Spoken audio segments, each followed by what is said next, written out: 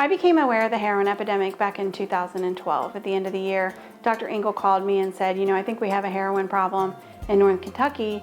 I really could use your help. What are you seeing in the emergency rooms? And I told him that we were seeing an increase of heroin overdoses in the emergency room, and that I would try to get him some data to try to back up what I was seeing and what he's thinking is happening in the community. So we were fortunate enough, we have electronic medical records, so I was able to not only get him 2012 data, but I was also able to go back and look at data from 2011. Because something happened pretty important in the state of Kentucky back in 2012.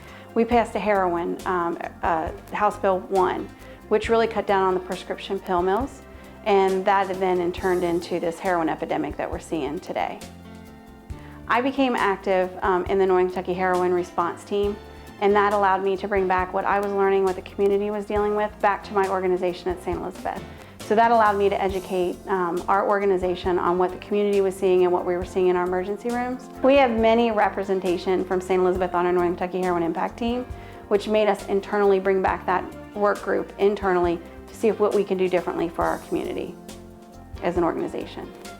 How we really help, I think, our patients and our families is, we see a lot of heroin affected, not only with the overdoses that come in through our emergency room, but we're also seeing, withdrawal symptoms.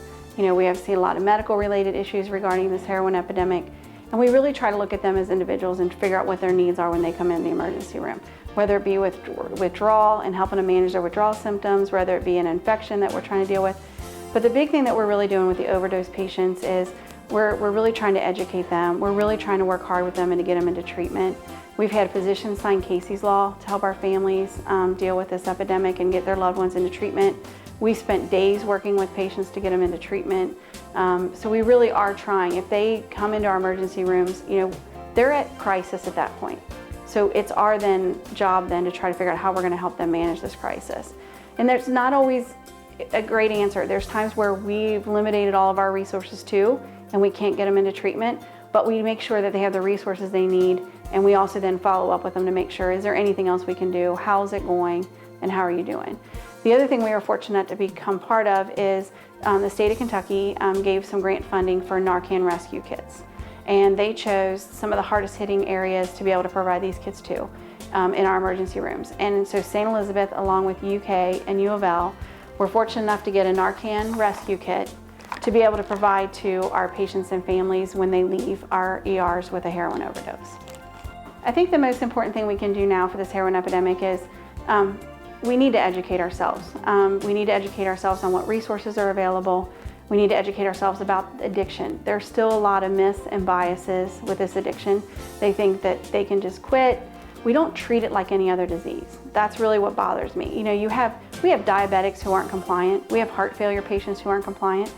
We have a lot of other diseases who really struggle with relapse with their medical problems, but we really don't have a tolerance for addiction and their relapse. And that's something that we really have to focus on as a community. We have to become better educated.